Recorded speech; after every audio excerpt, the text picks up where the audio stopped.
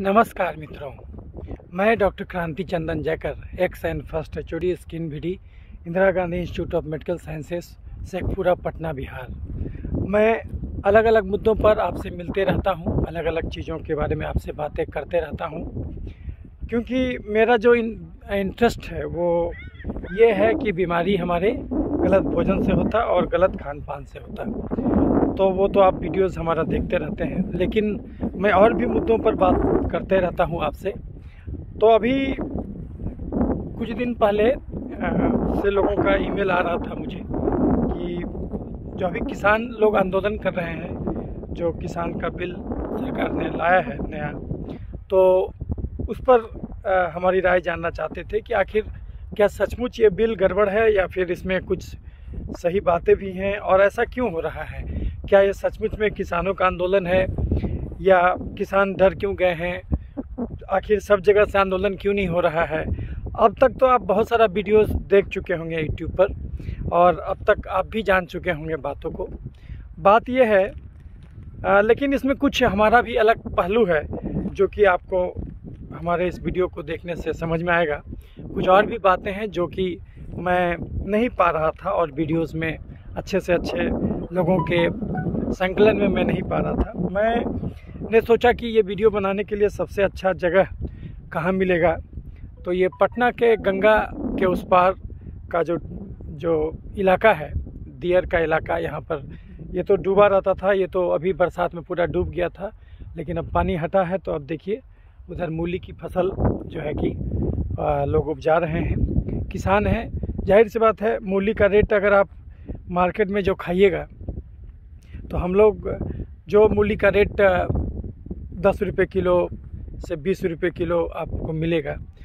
और लेकिन आप जो है कि आप देखिएगा इंटरनेट पर सर्च करके, तो बहुत सारा ऐसा साइट है, इंडिया मार्ट वगैरह, जहाँ पर कि एक किसान जो है अपने मूली को 120 रुपये किलो, 200 रुपये किलो भी बेच सकता है। यदि आपको पता रहेगा कि वो किसान कहाँ उपजाए हैं, तो उसके हिसाब से जाहिर सी बात है आप अलग प्रकार से रेट उनको दीजिएगा। तो आखिर ये सब क्या है कि किसान को यदि हम कोई एक मूली तो उदाहरण है, कोई भी चीज़ अगर हम 100 रुपये का खरीदें, प्रैक्टिकली किसान को 10 रुपया भी नहीं मिलता, बाकी 90 रुपया जो है वो चला जाता। अभी हाल में आप देखे होंगे बहुत सारे पेपर में हमेशा निकलते रहता है कि किसानों ने क्या किया भाई, तो अपने फसल पर वो बुलडोज़र चला दिया, और क्योंकि उनको ग्राहक नहीं मिला, अल्टीमेटली वो उनका मेहनत भी गया, और वो जो है कि अब उनको लगा कि अब हम इसको अगला फसल तैयार करना है, इसीलिए जो है कि अब हमको इसको हटाना होगा, तो वो बुलडोज़र चला देते और जल्दी से उसको खाली करते खेत अगले फसल के लिए। तो ऐसा बहुत बार होता है कि लोग नहीं ये कर पाते। तो हम इन्हीं सब बातों की आज विवेचना करेंगे, कुछ समझेंगे, समझने का प्रयास करेंगे, और अपना एक अलग रुख, जो मैं हर चीज़ों के बारे में जानता हूँ, क्योंकि हमारा शरीर हमारे भोजन से बना है, और हमारा भोजन मिट्टी से आता। विश्व मिट्टी दिवस भी था, उस पर भी वीडियो मैं बना नहीं पाया, तो वो मैं बनाऊंगा। तो अभी बहरहाल अभी तो मैं बात करूंगा अभी जो किसान का जो बिल आया है। तो बेसिकली 3 बिल है, वो तो आप जानते होंगे। पहला है farmers produce trade and commerce promotion and facilitation bill act है। तो बिल जो जब पास हो जाता है तो एक्ट बन जाता है, तो राष्ट्रपति का सिग्नेचर हो गया तो फिर एक्ट बन गया ये। तो अब तो एक्ट कहेंगे इसको, farmers produce trade and commerce promotion and facilitation act. उसके बाद दूसरा है farmers empowerment and protection agreement on price assurance and farm services act. और तीसरा है the essential commodities amendment act, जिसमें कि APMC की बात होती है, एग्रीकल्चर प्रोड्यूस मार्केटिंग कमेटी। तो ये 3 एक्ट जो आया अभी सरकार के द्वारा, और ये 3 जो एक्ट आया, तो ये 3 एक्ट में जो बातें कही गई थी वो ये है कि पहला जो एक्ट है वो किसान अभी जो कुछ भी बनाता था, उपजाता था, उसको कहीं भी बेचने का अधिकार उसको नहीं था, वो कहीं भी नहीं बेच सकता। वो उसको एक APMC बिहार में तो नहीं है, लेकिन बिहार में पैक्स का कंसेप्ट है। कुछ खास प्रोड्यूस के लिए सरकार जो है पैक्स का इंतज़ाम की है, वहाँ बेचता है। 2006 से यहाँ पर बाज़ार समिति वो का कंसेप्ट ख़त्म है और APMC ख़त्म कर दिया गया था। तो खैर, लेकिन और भी राज्यों में अभी भी ये चल रहा है और वहाँ पर लोग जाके ही बेच पाते हैं। किसान जहाँ तहाँ अपना सामान नहीं बेच सकता, तो और वो अपना रेट भी तय नहीं कर सकता। अब वहाँ पर उसको बिचौलिए जो है सब लोग मिलजुल करके, उसमें तो बनाया गया था कि भाई मंडियों में उसको जो ज़्यादा बोली लगाएगा उसको माल दे देगा, लेकिन ये लोग जो बिचौलिए होते हैं ये क्या करते हैं कि वो फिक्स कर देते हैं सब लोग मिलजुल करके कि देखो कोई भी आदमी इससे नीचे का बोली मत लगाना, क्योंकि ज़्यादातर वो लोग रहते नहीं हैं। एक खास बाज़ार समिति में मान ली 40-50 को बिचौलिए हुए, वो लोग आपस में मिल गए कि भाई इससे जो है कि ज़्यादा रेट नहीं लगाना कोई भी, तो क्या कहीं ना कहीं तो बेचेगा किसान। तो पता चला कि उसको बहुत कम रेट मिल रहा है। अब चूँकि सब लोग का साठगांठ है तो अभी सब लोग उसको कम से कम दर में ख़रीद लिया। तो प्रैक्टिकली अगर हम कोई 100 रुपये का चीज़ खरीदते हैं तो उसमें से 10 रुपया भी ठीक से किसान को नहीं मिल पाता है, तो उसका लागत भी नहीं निकल पाता और वो इस व्यवस्था में ठगा सा महसूस करता है। तो आखिर बहुत दिनों से ऐसी चर्चाएं हो रही थी कि भाई इसको ठीक किया जाए, तो इसको ठीक करने के लिए ही ये कानून लाया गया, क्योंकि ये तो बात किसी एक सरकार का नहीं है, ये कानून लाया गया क्योंकि अब किसान को ये अधिकार मिल जाएगा कि वो कहीं भी अपना प्रोड्यूस को बेच सकते हैं अपने हिसाब से। इंटरनेट पर अगर हम मान लिया मूली उपजाए, देखिए मूली का आपको दिख रहा है वहाँ पर, तो अगर कोई किसान मूली उपजाया और वो नेट पर डाल देगा इंडिया मार्ट में, अभी आप गूगल में टाइप करके देखिएगा इंडिया मार्ट, और उसमें आप देख लीजिए रेडिश जो है कि आप उसमें और मान लिया कि ऑर्गेनिक ढंग से उपजाए हैं। अब तो अगर सपोज कीजिए आपको मूली, देखिए मूली दिख रहा है आपको, तो अगर कोई मूली का रेट आपको 200 रुपये किलो सीधे फार्म से आप जो है कि उसके पास भेज दिए, तो आपको क्या हुआ कि आप सीधे सौदा कर लिए।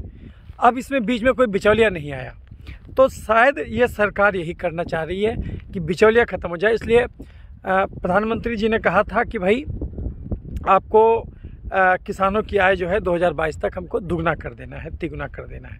तो ये जो है, तो कहीं ना कहीं अगर ये कानून बनता है तो आपको किसान को इतना पावर मिल जाएगा कि वो ऑनलाइन जो है खेत से ही सीधे ऑनलाइन बुकिंग कर लेगा।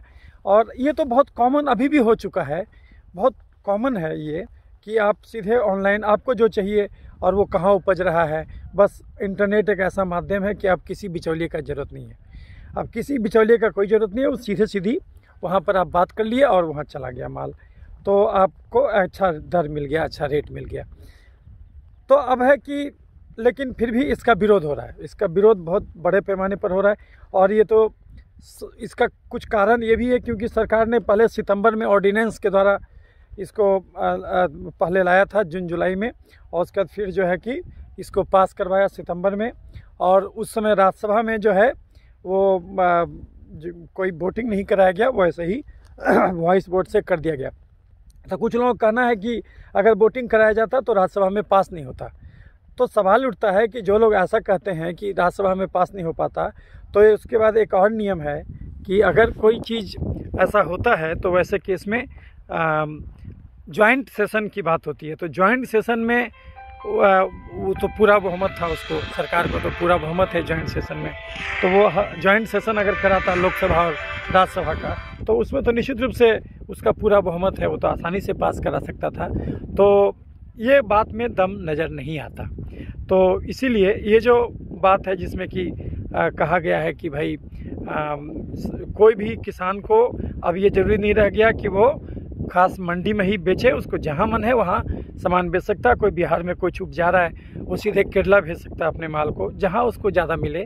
जहाँ अगर सपोज कीजिए कि उसको कोई उसको पता है कि भाई कोई अब जैसे इंडिया मार्ट ही खोला है, उसको अगर डायरेक्ट जिसको ख़रीदना है वो अपना उसी का आदमी आ जाए, वो सीधे बात कर ले और जिसको जितना चाहिए वो अपना ले जाने का बंदोबस्त वो खुद करे। किसान को तो फ़ायदा हो गया, किसान को तो सीधे डीलिंग हो गया, किसी भाई मीडिया का ज़रूरत नहीं पड़ा। तो एक तो ये बेनिफिट है इसमें, लेकिन किसान का विरोध क्यों हो रहा है वो भी हम लोग समझेंगे। दूसरा जो एक्ट है जिसमें कि कहा गया है कि हम समर्थन मूल्य की बात करते हैं कि कोई भी किसान जब फसल उपजाता है तो उसमें समर्थन मूल्य दिया जाता है कि भाई सरकार कहती है कि आप शुरू करो और इसमें इतना पैसा तो आपको हम लोग ज़रूर देंगे। इतना पैसा तो कम से कम मिलेगा, इतना तो आपका है समर्थन मूल्य जिसको कहते हैं। अब समर्थन मूल्य जो कैलकुलेट करने का जो फार्मूला था स्वामीनाथन जी ने कमेटी ने बताया था, तो उसमें ये कहा गया था कि भाई जो कैलकुलेशन का जो तरीका होता है कि हम C2 वाला वो जो है कि देंगे आपको, C3 नहीं देके C2 वाला देंगे, यानी कि उसमें वेज वगैरह भी और जो नुकसान हो सकता है, जो अगर वो खाली खेत नहीं छोड़ता तो उसमें जितना उसको पैसा मिलता, अगर वो फसल नहीं उपजा के दूसरा काम करता तो उसमें जो उसको कॉस्ट मिलता वो भी इंक्लूड हो जाता उसमें, तो वो वाला रेट दिया जाएगा। तो ऐसा जो है कि कहता उसमें ऐसा नियम था कि भाई तो समर्थन मूल्य जो है सरकार उसी के अनुसार तय करे। तो हुआ कि भाई समर्थन मूल्य ये देने की जो बात है, समर्थन मूल्य सही है। और आगे शुरू कैसे हुआ था इसको आप देखिएगा कि जब 1965-66 का जो लड़ाई हुआ भारत पाकिस्तान के बीच में, तो उस समय क्या हुआ कि 65-66 के टाइम में जो है कि पूरा बहुत ज़्यादा कमी हो गया खाद्यान्न का। अमेरिका जो है गेहूं देता था ख़राब क्वालिटी का, वो PL-40 और वो गेहूं देना भी बंद कर दिया। तो उसके वजह से लाल बहादुर शास्त्री जी ने, जो उस समय के प्रधानमंत्री थे, उन्होंने जय जवान जय किसान का नारा दिया और वो कहा कि हम भारत को आत्मनिर्भर बनाएंगे। तो आत्मनिर्भर बनाएंगे तो उस समय क्या हुआ कि भाई यहीं उपजाया जाए, क्योंकि उस समय भारत चावल गेहूं ये सब का भी आयात करता था। तो उसके बाद फिर सरकार के सहयोग से बहुत सारा सब्सिडी दिया गया, और तो उस समय जो सबसे योग्य किसान थे, सबसे समृद्ध किसान थे, वो पंजाब हरियाणा साइड के, उन्होंने जो है इसको बहुत लाभ उठाया। सरकार बहुत सारा सब्सिडी दे रही थी और उसी समय ये समर्थन मूल्य का कंसेप्ट आया और तब से ये जो है समर्थन मूल्य देने की बात चली आ रही थी। तो और शुरू में तो वैसे तो आप देखिएगा तो कृषि जो है वो राज्य सूची का मेन ये था, लेकिन बाद में नेहरू जी ने अमेंडमेंट करके इसको समवर्ती सूची में डाला था, जिसमें कि कानून राज्य और केंद्र दोनों बना सकता है। तो समर्थन मूल्य देने की प्रथा चल पड़ी, लेकिन इसका फ़ायदा कुछ खास किसान वर्ग ने उठाया।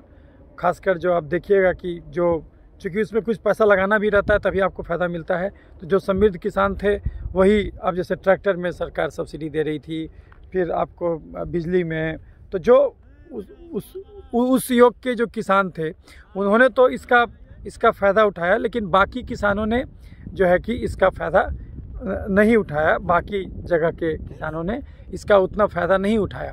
तो इसके वजह से वो लोग ज़्यादा समृद्ध होते चले गए, और वो लोग ज़्यादा समृद्ध होते चले गए। तो ये जो डिस्क्रिपेंसी जो आपको मिल रहा है कि जिसमें कि कुछ खास वर्ग के किसान जो है आंदोलन कर रहे हैं, बाकी किसान जो है आंदोलन नहीं कर रहे हैं, तो इसका कारण वही है क्योंकि उन्होंने जो हरित क्रांति जो हुई भारत में, तो उसका फ़ायदा जो है ज़्यादातर समृद्ध किसानों ने उठाया, और जो और बिहार के, उड़ीसा के, उत्तर प्रदेश के जो किसान थे उनको उतना बेनिफिट नहीं मिल पाया ये सब चीज़ों का। और तो जैसा तो हर चीज़ में होता है, सर्वाइवल ऑफ द फिटेस्ट जो होता है वही जीतता है। तो इसलिए अब क्या है कि अब जब ये जो इस कानून में क्या होगा, हालांकि सरकार बार बार कह रही है कि समर्थन मूल्य बंद नहीं होगा, समर्थन मूल्य तो रहेगा ही, जारी रहेगा, बावजूद इसके भी कोई इसको मानने को तैयार नहीं है। किसान संगठन डटा हुआ है और वहाँ पर जो है कि अपना कमर कस के आंदोलन कर रहा है। बॉर्डर, दिल्ली के बॉर्डर पर अब करीब 3 महीना हो गया।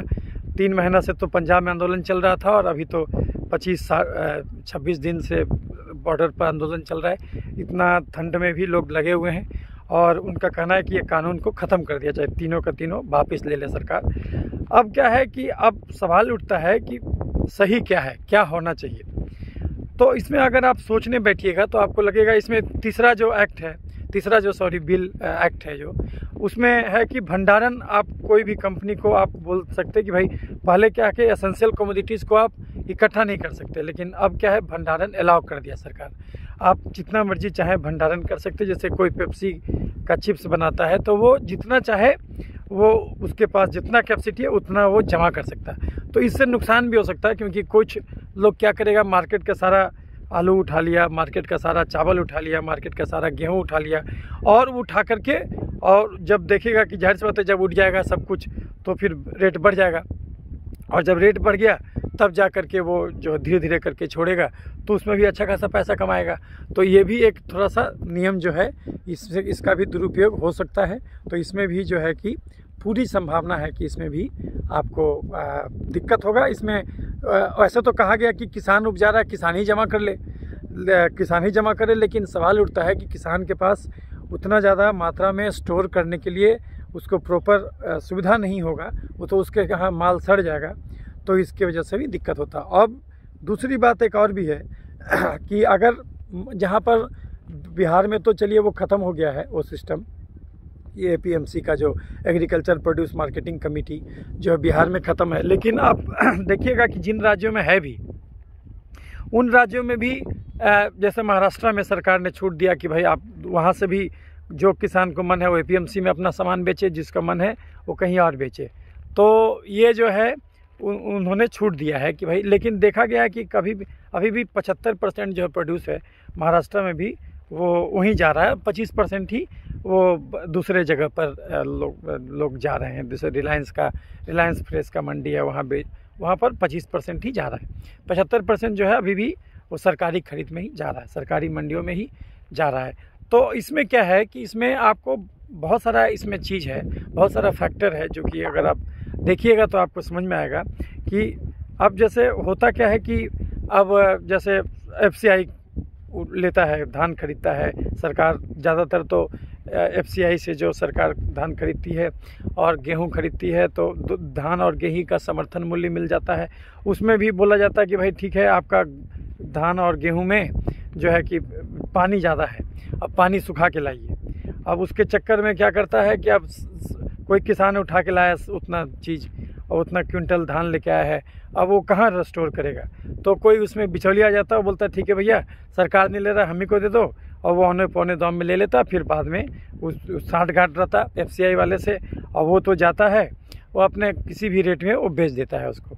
तो अब क्या है कि इसका सोल्यूशन क्या है? तो अगर आप देखिएगा कि जो एग्जिस्टिंग सिस्टम में इतना ज़्यादा भ्रष्टाचार था कि FCI में जगह रहते हुए भी मना किया जाता था कि नहीं अब जगह भर गया, और उसको लौटा दिया जाता था, और बिचौलिया के साथ FCI का जो आदमी मिल करके वो जो है इस प्रकार से ये करता था और औने पौने दाम में ले लेता था। तो इसी को ख़त्म करने के लिए ये सिस्टम लाया गया कि अब कोई भी कंपनी सीधे किसान से समझौता कर ले और बीज बोने से पहले सारा टेक्नोलॉजी भी दे उसको, और किसान वो सीधी जो भी उपजाए वो सीधे उसको हैंड ओवर कर दे और उसको पैसा मिले। तो इसमें कुछ लोगों का कहना है कि भाई इसको कौन ये करेगा, क्योंकि सरकार जो इसके में जो डिस्प्यूट होगा इसको एड्रेस करने के लिए सरकारी कर्मचारी को ही बनाया है। ये अब सरकारी कर्मचारी को बनाया है, लेकिन इसमें कहना है कि इसमें मुखिया को बनाया जाए, जो कि उसी का रिप्रेजेंटेटिव हो, जिसको कि वो वोटिंग करे। तो उसको अगर डर रहे, मुखिया को डर रहेगा कि भाई अगर हम कुछ गड़बड़ करेंगे तो हमको वोट नहीं मिलेगा। लेकिन सरकारी कर्मचारी वो सीधे जुड़ा हुआ नहीं है किसान से, तो उसको तो वो नुकसान कर, वो मतलब उसको अभी ये कर सकता है, वो उसके पक्ष में फैसला दे सकता है, जो बिचौलिया है उसके पक्ष में, FCI वाले के पक्ष में फैसला दे सकता है। तो ये चीज़ जो चीज़ है जिसमें कि किसान को ये इसमें जो कहा गया है कि आप जब दोनों में डिस्प्यूट होगा तो वो डिस्प्यूट को एड्रेस करने के लिए वो उसमें सरकार को भी चाहिए कि इसमें वो जो अधिकारी को बीच में बना दिया है, वो अधिकारी को नहीं बना करके उसके लिए जो बनाना चाहिए वो आपको वो मुखिया को लोकल लेवल पर करना चाहिए, ट्रिब्यूनल बनाना चाहिए, ब्लॉक लेवल पर एग्रीकल्चर ट्रिब्यूनल बनाना चाहिए और उसको ये करना चाहिए। तो अगर आप देखिएगा तो कुछ एक्ट में गड़बड़ी भी है कि जैसे बहुत ज़्यादा कोई आदमी मार्केट से उठा ले, क्योंकि अब तो एसेंशियल कमोडिटीज़, हालांकि कुछ उसमें एक्सेप्शन दिया है कि कुछ एक्सेप्शंस है कि यदि वार छिड़ जाए, कुछ इमरजेंसी देश में लागू हो, तो उस समय आप कुछ खास चीज़ को स्टोर नहीं कर सकते। यदि आपके पास कोई वैलिड रीज़न नहीं है कि आप उस चीज़ को कुछ जैसे कि आप यूज कीजिएगा, अगर यूज कीजिएगा तब तो ठीक है, यूज नहीं कीजिएगा तो वो गड़बड़ है। तो इस ढंग से देखिएगा तो इस एक्ट में किसान के लिए तो फ़ायदे की बात है कि वो जो है कि जो भी अपना प्रोड्यूस है, जो भी वो बनाता है, उसको वो अपने हिसाब से सही रेट पर बेच सकता है और सीधे इंटरनेट से जुड़ करके। लेकिन इसमें भी एक चीज़ है कि इसमें सब लोग नहीं ऐसा कर सकता, कुछ समृद्ध वर्ग के किसान ही जो कि उतने पढ़े लिखे हैं, टेक्नोलॉजी से जुड़े हुए हैं, वही कर पाएंगे। बाकी लोगों को ये डर सता रहा है कि कहीं हमको फिर से एक नया प्रकार के बिचौलिए से ये नहीं होना पड़े। तो देखिए बिचौलिया से तो अभी भी लगे हुए हैं, अभी भी लोग ये जुड़े हुए हैं और आगे भी उम्मीद यही है कि ये बिचौलिया से छुटकारा मिलना मुश्किल है, क्योंकि जो लोग व्यवस्था में आगे हैं वो तो आगे रहेंगे ही। वो तो इसमें क्या है कि इसमें बेवजह की राजनीति भी इसमें हो रही है और तो इसमें सब लोग राजनीतिक रोटियां सेक रहे हैं। लेकिन अगर आप इसको देखिएगा तो आपको समझ में आएगा कि आखिर परिवर्तन जीवन का नियम है, परिवर्तन तो होगा ही। आखिर मार्केट में जो शक्तियां हैं जो ये देख रही हैं कि कृषि में एक बहुत बड़ा व्यापार का ये है और इसमें इसको कैप्चर किया जाए, तो इसीलिए उनकी निगाह में भी ये बात है। लेकिन जाहिर सी बात है अगर निगाह में है तो उससे कुछ न कुछ फ़ायदा तो किसान को भी ज़रूर होगा और बदलना पड़ेगा। आप क्योंकि आप देखिए कि आप कितना भी आंदोलन होगा, आप एक चीज़ तो अनुभव कर रहे हैं कि इस आंदोलन में पूरे देश शामिल नहीं है, पूरा देश में नहीं हो रहा है। यही कारण है कि सरकार अभी वापस नहीं ले रहा है। बीच में अभी ऑनरेबल सुप्रीम कोर्ट का भी इंटरवेंशन हो गया है, तो उम्मीद करते हैं कि मामला सुलझेगा। लेकिन अगर आप देखिएगा कि चाहे समर्थन मूल्य की बात हो, चाहे एपीएमसी की बात हो और चाहे जो भंडारण की बात हो कि खाद्य पदार्थों का भंडारण, ये तीनों एक्ट में जो देखिएगा तो कुछ फ़ायदा भी है, कुछ बेनिफिट भी है। केवल नुकसान नहीं है, केवल फ़ायदा भी नहीं है। तो इसको उसी हिसाब से देखना होगा, राजनीति से परे न्यूट्रल होकर के सोचना होगा कि आखिर ऑप्शन क्या है। अब आप जो बाबा आदम से चला रहा है, आखिर कोई किसान भारत में प्रति प्रति व्यक्ति एक साल में करीब 80 किलो चावल उपजता है और 71 किलो गेहूँ उपजता है और केवल 15 किलो जो है दाल उपजता है।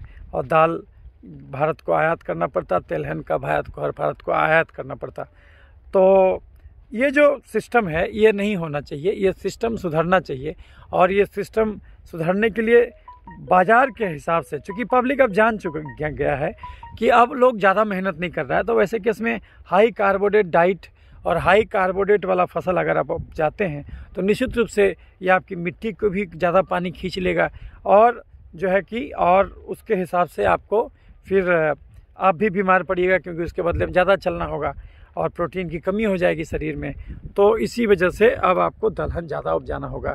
और जो अभी आप देख रहे हैं यहाँ पर, आप देखिए ये यहाँ पर पराली जलाया हुआ है, देख रहे हैं पूरा पराली जलाया हुआ है। ये सब जो है ना, ये सिस्टम को भी बंद करना होगा, क्योंकि ये जो पराली जलाया हुआ है अब ये इसको कर क्या सकते थे, लेकिन कोई मेहनत नहीं करना चाहते। जैसे कि जो भी है, अब इसको अगर ये जो घास है, अब इस घास को ऐसे हम कर दें, यहीं पर 10 लिटा दें, तो 15 दिन, 1 महीना, 2 महीना में ये खुद सड़ जाएगा और सड़ करके एक ह्यूमस का निर्माण करेगा और उससे जो है मिट्टी की उर्वरकता और बढ़ेगी। तो उसमें बायोमास जो होता है, ह्यूमस, वो जो है वो बच जाएगा, तो उर्वरकता बढ़ेगी। लेकिन लोग अब मेहनत नहीं करना चाहते और सब कुछ काम ट्रैक्टर से खेत जुतवाते हैं, फिर उसके बाद जो है कि उसके बाद फसल भी काटने के लिए मशीन है, तो लोग मेहनत नहीं करना चाहते और उसकी वजह से जो है कि ये मिट्टी भी ख़राब होती है। अब मार्केट में आप सोचिए कि अगर जिसका डिमांड है, आप देखिए अब लोग चिप्स खा रहे हैं, हाई कार्बोहाइड्रेट का जितना भी प्रोडक्ट मिल रहा है मार्केट में, चिप्स मिल रहा है, मक्के का चिप्स देखिए, यहाँ तक भी आप खेत में भी देखिए तो ये चिप्स का पैकेट आपको मिलेगा, ये कुरकुरे। अभी आप सोचिए ये आलू का बना है, अब ये आलू जो है आप खुद देखिए, इसमें जो है आप देखिए कितना है इसमें। अब देखिए यहाँ पर खेत में आपको आलू मिला और देखिए इसमें क्या है, प्रोटीन जो है कि आपका ये पर ग्राम में 6.4 है और कार्बोहाइड्रेट 55 है। तो ये जो है आपको ये पूरा कार्बोहाइड्रेट है और ये जो है इसके लिए आपको चलना बहुत पड़ेगा। 10 रुपये के चिप्स में जो है कि करीब आपको ये 50 ग्राम हुआ, यानी कि 558 कैलोरी है 100 ग्राम में, और इसमें होगा 250 कैलोरी का मतलब हुआ कि अगर कोई आदमी इसको खा लिया, ये एक पैकेट खा लिया, तो इसको खर्च करने में 250 गुना 22, यानी उसको चलना होगा करीब जो है कि 5000 कदम। वो खा तो लेगा लेकिन चलेगा नहीं, ये सब एम्प्टी कैलोरी है और ये आपको नुकसान करेगा। देखिए गांव ये जो है ना, जहाँ तहाँ आपको ये सब बिखरा पड़ा है, और मूली जो है देख रहे हैं ऐसे केसेस में किसान कैसे ये कोई भी अच्छा खेती कैसे करेगा। आप जो देख रहे हैं ये इस प्रकार का जो है, इसी से आदमी बीमार बनेगा और सरकार इसी को प्रमोट कर रहा है, इसी को प्रमोट कर रहा है। कायदे से इस पर टैक्स लगाना चाहिए। जो भी आलू का चिप्स है, हाई कार्बोहाइड्रेट डाइट है, इस पर टैक्स लगना चाहिए, क्योंकि अगर आप ये खा रहे हैं तो पक्का बीमार पड़िएगा। क्योंकि खा तो लीजिएगा लेकिन चलिएगा नहीं, मेहनत आप कीजिएगा नहीं। किसान बैठ के तमाशा देखता है, डीजल से खेत जोताता है। तो आप जो भी आंदोलन कर रहे हैं उसमें से कोई भी मेहनती किसान आपको नहीं मिलेगा। वो सब का सब जो है कि बैठ करके और सबका बॉडी मास इंडेक्स देखिएगा तो 21 से 25 से ज़्यादा होगा। उनको बीपी, चीनी, थायराइड सब बीमारी पकड़ लेगा, हार्ट अटैक। तो वो किसान आंदोलन कर रहा है। तो आप ये सोचिएगा तो आपको समझ में आएगा कि आखिर लोग दलहन को नहीं उपजा करके जो है कि गेहूं और चावल उपजा रहा है, जिसका कोई ज़रूरत नहीं है, जिसका कोई ज़रूरत नहीं है अब आदमी को, क्योंकि अब शारीरिक एक्टिविटी बहुत ज़्यादा कम हो गया। तो अब आपको ऐसा भोजन चाहिए जिसमें प्रोटीन ज़्यादा हो और कार्बोहाइड्रेट रिलेटिवली कम हो। तो अब आपको दाल ज़्यादा खाना होगा। और दाल जो सोचिए, अभी ये जो इलाका है इसमें दाल का फसल कितना अच्छा से होगा, लेकिन हम लोग करना नहीं चाहते। दिक्कत यही है पराली जलाने का। अभी भी देख रहे हैं पूरा का पूरा पराली जला हुआ है। अब इस प्रकार से पराली लोग अभी भी जला रहे हैं। और तो ये गांव में भी ये हालत है। तो ऐसे केसेस में हमको ये समझना होगा कि जो भारतीय कृषि को अगर हमको सुधारना है तो अब हमको आमूल-चूल बदलाव करने होंगे। और हर बदलाव जो है कि पेनफुल होता है, थोड़ा सा उसमें दर्द तो होगा आपको। चूँकि जो आपको कोई झकझोर रहा है, आपको नींद से जगा रहा है, तो आप सोना तो चाहिएगा ही, क्योंकि आपको शुरू से आदत है सोने का। अभी तक जो सिस्टम चल रहा था, ऐसे सिस्टम अब चलने नहीं दिया जा सकता। अब ये सिस्टम को कभी न कभी तो बदलना होगा। तो ये बदलने का वक्त है।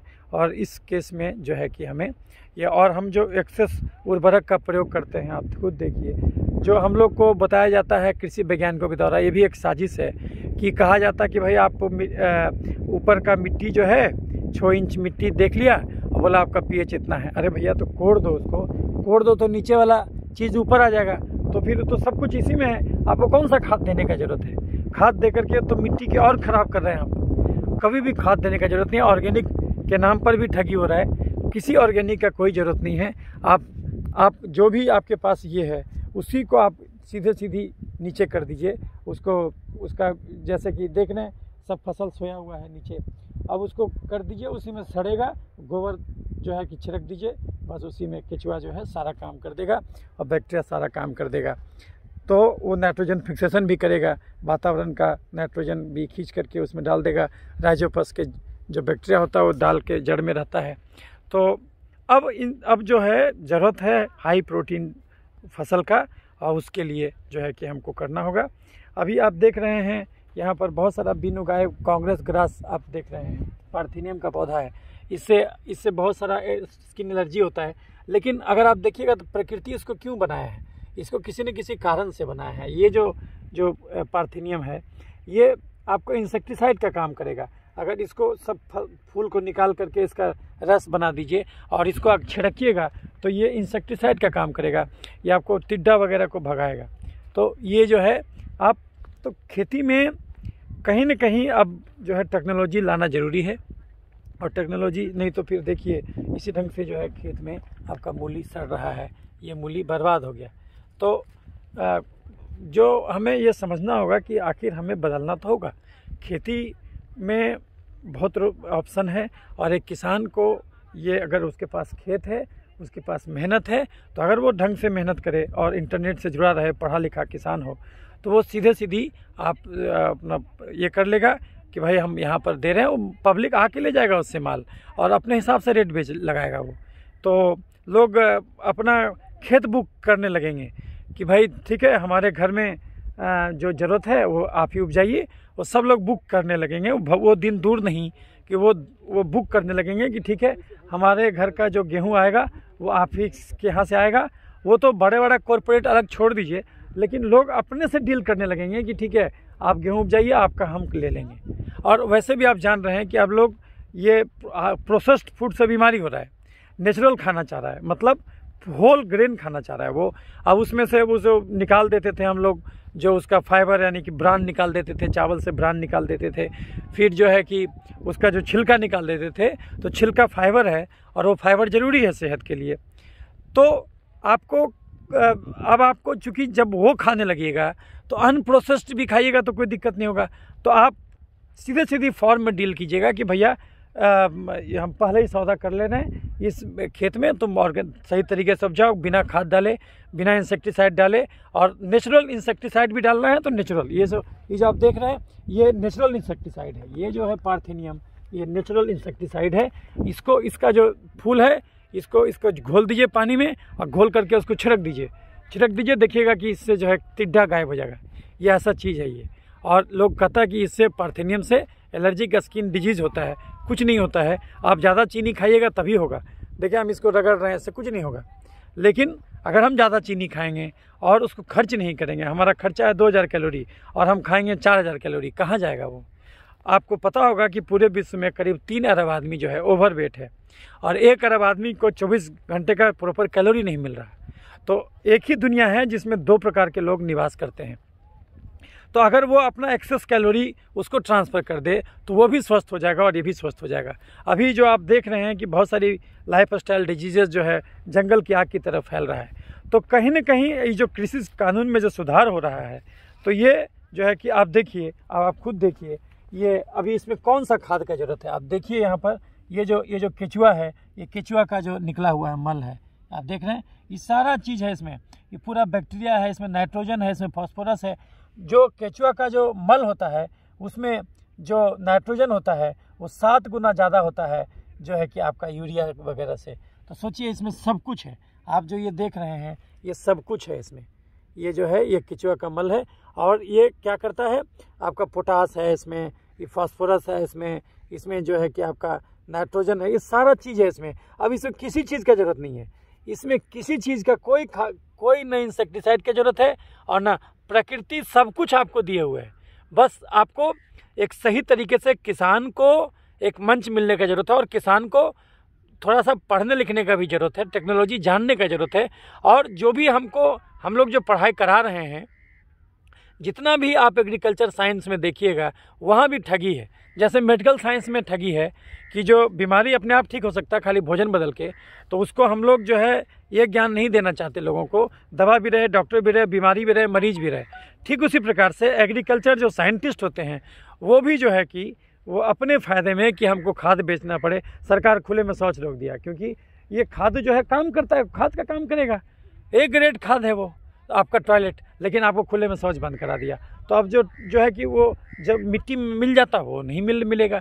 तो ये सब चीज़ जो है कहीं ना कहीं पूंजीवादी व्यवस्था आपको ये दिक्कत करने का प्रयास करेगी। लेकिन इसी में सर्वाइव भी करना रहता है और हर चीज़ में कुछ पॉजिटिव है तो कुछ नेगेटिव भी है। तो आपको ये देखना होगा कृषि कानून में अगर नेगेटिव चीज़ है तो पॉजिटिव चीज़ भी है, क्योंकि किसान एम्पावर होगा। कम से कम किसान के घर में जो बच्चा इंजीनियर बन गया तो वो अपना किसानी ढंग से करने लगेगा, वो सीधे इंटरनेट से जुड़ जाएगा और पहले डील कर लेगा कि भैया हमको यहाँ का माल बेचना है और रेट अपने हिसाब से तय करेगा। सोचिए आप गूगल में टाइप कीजिएगा तो एक मूली 120 रुपये किलो भी बिकता है और 5 रुपये किलो भी कोई खरीदता नहीं। यहाँ पर देखिए मूली सब बिखरा पड़ा है। तो आप यही मूली को अगर आप मार्केटिंग कीजिएगा तो 120 रुपये किलो बेच सकते हैं। और ये काम बिचौलिया क्यों करे, ये काम किसान खुद क्यों नहीं करे? तो यही अधिकार देने के लिए ये कृषि कानून बनाया गया है। और जो लोगों को इस ढंग से समझना चाहिए कि भाई जब तक हम इसको पॉजिटिव ढंग से नहीं लेंगे तो जो है कि हम आगे नहीं बढ़ सकते। क्योंकि देखिए अब क्या है कि लोगों को बदलना होगा, लोगों को अपनी सोच बदलनी होगी। क्योंकि जब भी कुछ चीज़ परिवर्तन होता है तो हर बदलाव पीड़ा देता है। वो आपको लगता है कि हम क्या करेंगे, हम ऐसे ही रह रहे थे, हमको समर्थन मूल्य कहीं ख़त्म ना हो जाए। तो इन सब सारे चीज़ों को जो है कि भूल करके आपको आगे बढ़ने का समय है।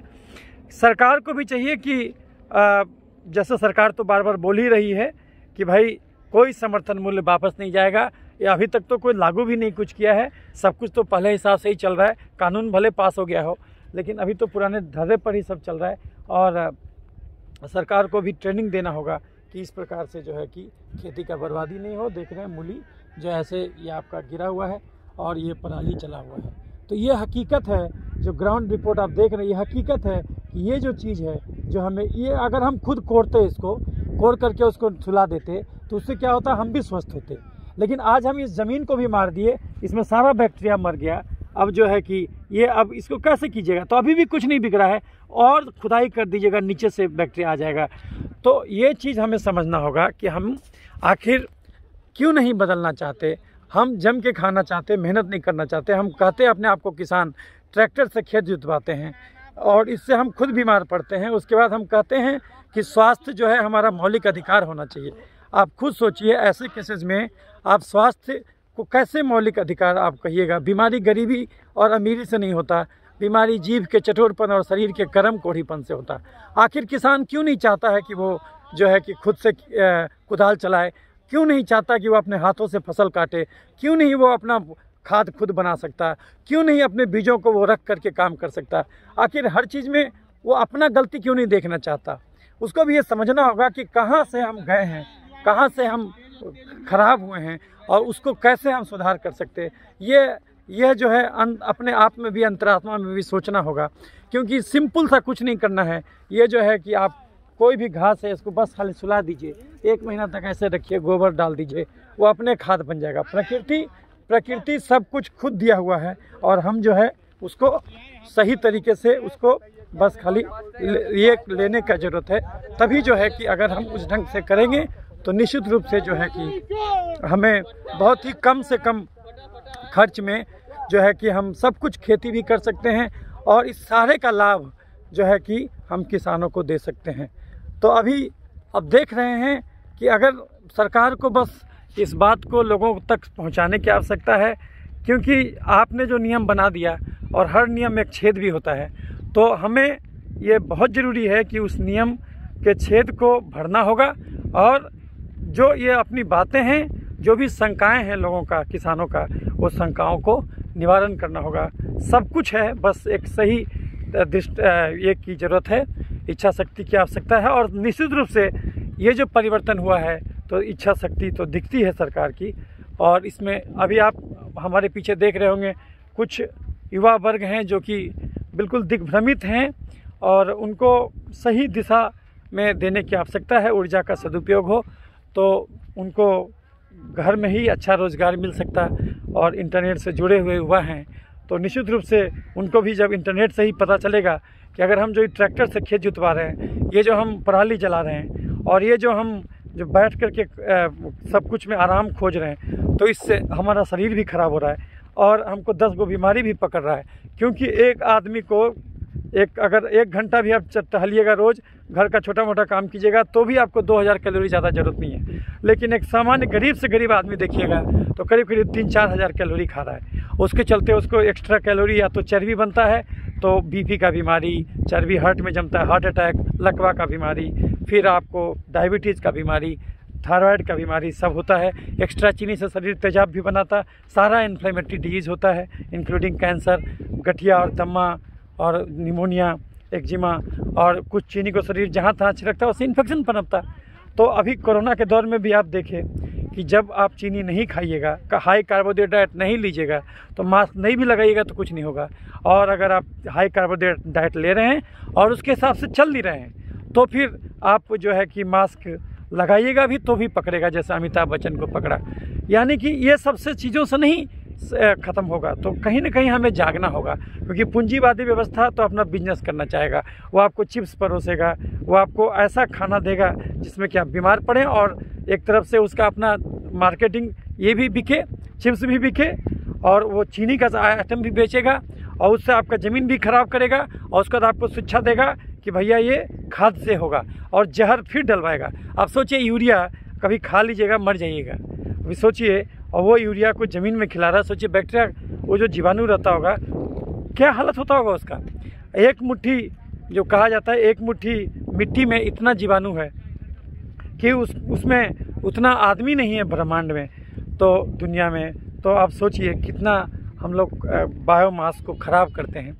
तो कहीं ना कहीं हमको फिर से एक बार सोचने की आवश्यकता है कि ये जो सरकार, आखिर कृषि कानून वक्त का डिमांड है और ये कोई भारत में नहीं हो रहा है, ये सब जगह हो रहा है, और उसके हिसाब से हमें बदलना होगा। और जिनको भी कन्फ्यूजन है, इरेस्पेक्टिव ऑफ कि भाई जिन किसान को भी ऐसा लग रहा है कि उनके साथ नाइंसाफ़ी हो रहा है, तो उनको भी समझाना होगा, काउंसलिंग करना होगा, क्योंकि ये जो है कि सरकार उनके खिलाफ़ नहीं है, ऐसा उनको भरोसा दिलाना होगा, तभी जा कर के जो है कि आप इसको ये दूर कर पाइएगा। क्योंकि किसान हमारे अन्नदाता हैं और निश्चित रूप से जो है कि उनको उनका हक मिलना चाहिए। और जो अगर हम कोई चीज़ 100 रुपये का चीज़ खरीद रहे हैं तो उनके हाथ में केवल 5 से 10 रुपया जा रहा है, तो ये तो कंडीशन सही नहीं है। बाकी जो है 80-90 रुपया बिचौलिया खा जा रहा है। तो बिचौलिया को भी अब समझना होगा कि भाई ठीक है, उनका भी रोल है, मार्केटिंग में उनका रोल है, लेकिन इस प्रकार से इतना ज़्यादा तो हिस्सा उनको नहीं दिया सकता। तो ये जो चीज़ है, ये अन्नदाता किसान को भी समझना होगा कि ये कानून निश्चित रूप से उनको अभी जगाया है, उनको तंद्रा से जगाया है, तो थोड़ा सा कष्टकारी होगा, लेकिन लॉन्ग टर्म में ये जो है कि बहुत फ़ायदेमंद साबित होगा, इसमें भी कोई दो राय नहीं कहा जा सकता। तो उम्मीद करते हैं कि ये गतिरोध ख़त्म होगा और किसान संगठन भी इस बात को समझेंगे कि भाई इस प्रकार से काम नहीं चल सकता। कुछ लोग तो यहाँ तक भी कहते हैं कि ये किसानों का आंदोलन नहीं है, ये बिचौलियों का आंदोलन है, क्योंकि उनका धंधा चौपट हो रहा है। इसलिए आखिर बिचौलिए भी तो आदमी हैं, उनको बिचौलिया कह के आप बेइज्जत नहीं कर सकते। बिचौलिया भी एक आदमी हैं और उनका भी जीवन चलना चाहिए। उनका भी जीवन, ये नहीं बोल सकते कि उनका जीवन बिल्कुल ख़त्म हो जाना चाहिए, नहीं, उनका भी जीवन चलना चाहिए और उनको कोई अपमानजनक भाषा का नहीं प्रयोग करना चाहिए उनके लिए। तो सरकार उनको भी ये बताना चाहिए, उनको भी जो समझाना चाहिए कि भाई देखिए ये ऐसा नहीं है, आप भी अपना अलग प्रकार से धंधा करना होगा। ये धंधा को छोड़ कर सही काम भी तो किया सकता ना। आप FCI के से मिल करके जो गलत करते थे वो क्या ज़रूरत है, थोड़ा कम ही कमाइए, लेकिन सही तरीके से कमाइए, तो आपको भी अच्छा लगेगा, लोग सम्मान के नज़र से देखेगा। क्योंकि आपके पास समय है, किसान के पास समय नहीं है कि वो मार्केटिंग करे, वो अपना सारा ध्यान उसमें लगाए। आप देखिए कि कहाँ उसको सबसे ज़्यादा फ़ायदा मिल सकता है, ताकि थोड़ा किसान को भी फ़ायदा हो जाए, आपको भी फ़ायदा हो जाए। तो ये प्रकार का कहीं न कहीं करने की आवश्यकता है। तो उम्मीद करते हैं कि ये कृषि कानून का जो बिल पर जो ये अभी आया है अवरोध भारत में, तो ये दूर हो जाएगा और सरकार भी इस बात को समझेगी और जिद अपना जो है थोड़ा सा लिबरल करेगी और उन लोगों को समझाएगी। थोड़ा सा वार्तालाप होना चाहिए। कानून बन गया है, बट आप ऐसा कर सकते हैं कि जो कि सुप्रीम कोर्ट हमको लगता है वही करने वाला है कि चर्चाएं छेड़ेगा, उसका सब क्वेरीज को दूर करेगा। क्योंकि देखिए हर कानून में फ़ायदा है तो नुकसान भी है, और लोग खाली जो अपोजिट पार्टी जो विरोध कर रहे हैं वो खाली नुकसान देख रहे हैं, फ़ायदा भी है, वो उसको भी देखना होगा, कहीं ना कहीं तो बदलना होगा, वक्त की मांग है। तो उम्मीद करते हैं कि ये सॉल्व हो जाएगा मैटर, जब सुप्रीम कोर्ट भी आ जाएगा तो ज़रूर सॉल्व हो जाएगा। जैसे कि आपका कश्मीर का मुद्दा सॉल्व हो गया, जैसे कि आपका राम जन्मभूमि का विवाद सॉल्व हो गया, तो बहुत सारा चीज़ है जो कि सॉल्व हो गया। तो उम्मीद करते हैं कि ये भी सॉल्व हो जाएगा, यही मानव हित में है। तो एक न्यूट्रल होकर के आप सोचिए, कभी भी एक चीज़ के पक्ष और विपक्ष मत सोचिए, न्यूट्रल होकर के सोचिए कि दोनों का पक्ष जायज़ है। किसान का भी कहना सही है, सरकार का भी कहना सही है। किसान को दिक्कत लग रहा है क्योंकि उसको लग रहा है कि पता नहीं आगे क्या होगा, लेकिन सरकार का भी सोचना सही है क्योंकि दुनिया को तो बदलना होगा, नहीं तो अदरवाइज कृषि में सुधार नहीं होगा। तो आप सोचिए कि जो 1950 के दशक में जो खेती जो था, खेती से GDP जो था वो करीब 50% के आसपास था, आज घट करके 14% आ गया, यानी सेवा क्षेत्र का महत्व बढ़ा है। तो कहीं न कहीं तो इसमें सुधार लाने की आवश्यकता है। 70% पॉपुलेशन अभी भी 50 से 70% पॉपुलेशन कृषि पर आधारित है, लेकिन जो है कि आप देखिएगा तो किसी न किसी तरीके से जुड़ा हुआ, डायरेक्ट जुड़ा हुआ है, इनडायरेक्ट जुड़ा हुआ है। 50 से 70% कृषि से जुड़ा हुआ है और बाकी देखिएगा तो लेकिन 14% GDP ही इसके पास है। तो सुधार की आवश्यकता है और सुधार ज़रूरी है, निश्चित रूप से सुधार होगा और जो है कि आशा करनी चाहिए। तो इसीलिए इन्हीं सब उम्मीदों के साथ आपसे मैं बातें करना चाहता था इस मुद्दे पर, चूँकि बहुत लोगों का, मित्रों का ईमेल आया था। तो इसीलिए मैं यहाँ पर जो है पटना के गंगा का दियारा जो एरिया है, यानी कि मेन शहर के अपोजिट वाला जो एरिया जो डूबा रहता था, यहाँ से हमने आपको ग्राउंड रिपोर्टिंग करके दिखलाया कि किस प्रकार से लोग अभी भी पराली जला रहे हैं। मैंने आपको दिखाया किस प्रकार से जो है कि लोग मेहनत नहीं कर रहे हैं और फसल उनका बर्बाद हो रहा है। आप खुद देखें, मूली ऐसे ही बिखरा हुआ था, तो एक उदाहरण था।